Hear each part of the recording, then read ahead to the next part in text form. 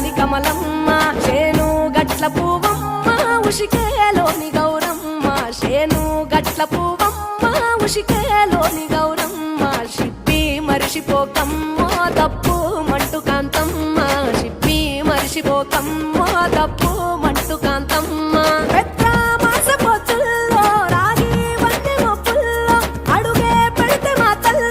పసుపు పచ్చ ఎన్నెల్లో ముంగిట ముగ్గు సుక్కల్లో ఎంగిలి పూల బతుకమ్మలో కొమ్ములోని పువ్వమ్మ బాయి కాడి బొడ్డెమ్మ గంగా దాటిపోకమ్మో గంగి కాలి Kamalamma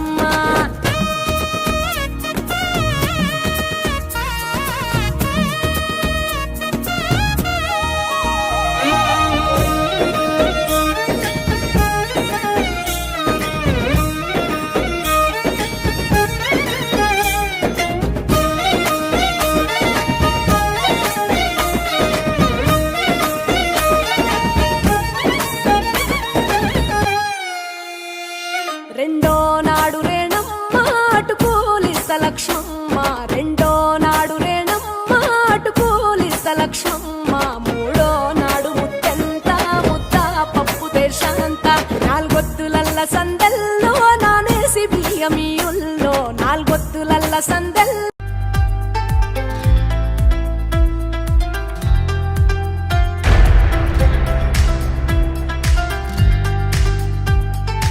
For all educational career-related guidance, 10th to PG level in India and abroad, all government jobs related from Group D to IAS exams. Dial and meet your career coach, Dr. S. Satish, IRSC 8886629883. Doctor ఏ సతీష్ గారు AP Telangana విద్యార్థులకు సుపరిచితమైన పేరు. సతీష్ గారు 2001 UPSC పరీక్షల్లో ఉత్తీర్ణులై Indian railway విభాగంలో ఉద్యోగం సాధించారు. సతీష్ గారు చదివిన చదువులు engineering, M Tech, MBA, executive MBA, MSc, MBA HR, MA psychology లాంటి పోస్ట్ గ్రాడ్యుయేషన్ డిగ్రీలతో పాటు డాక్టరేట్ కూడా చదవడం జరిగింది. డాక్టర్ సతీష్ గారు నిరంతర విద్యార్థి.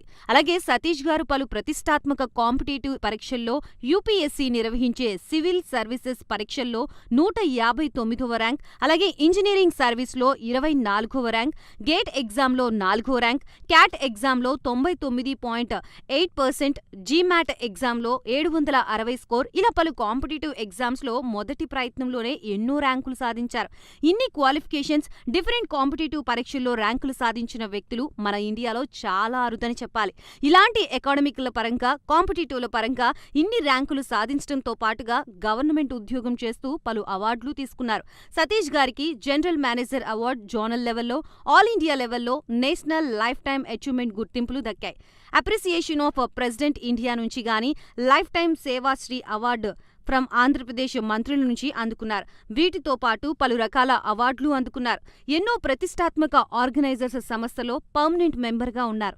కష్టపడి పైకి వచ్చిన వ్యక్తి కావడం వల్ల గత 20 సంవత్సరాల నుంచి ఎంతో మంది చిన్నపిల్లల దగ్గర నుండి 5, 6 తరగతి విద్యార్థుల నుంచి పెద్ద పెద్ద పీజీ, పీహెచ్డీ కాలేజీలకు వెళుతూ విద్యార్థులకి అవగాహన కల్పిస్తూ ఉంటారు. ప్రతి విషయంపైన డాక్టర్ సతీష్ గారు స్పష్టమైన అవగాహన కలిగి ఉన్నారు. డాక్టర్ సతీష్ బలంగా నమ్మే సూత్రం ఏంటంటే అవేర్నెస్ ఈజ్ ఎవ్రీథింగ్. మనిషికి అవేర్నెస్ ఉంటే ఏదైనా సాధించగలరు. ఒక్క మోటివేషన్తోనే కాదు, ఏది చెయ్యాలి, ఏది చేయకూడదు, ఎలాంటి డెసిషన్ తీసుకోవాలనే విషయాలపై, ముఖ్యమైన విషయాలపై అవగాహన కల్పిస్తూ ఉంటారు. అలాగే గవర్నమెంట్, ప్రైవేట్ జాబ్లే కాకుండా ప్రపంచ దేశాల్లోని జాబ్స్పై కూడా అవగాహన కల్పిస్తూ ఉంటారు. ఉద్యోగాలతో పాటు పెద్ద చదువులైన ఐఐటి వంటి వాటిపై సెషన్స్ నిర్వహిస్తూ ఉంటారు.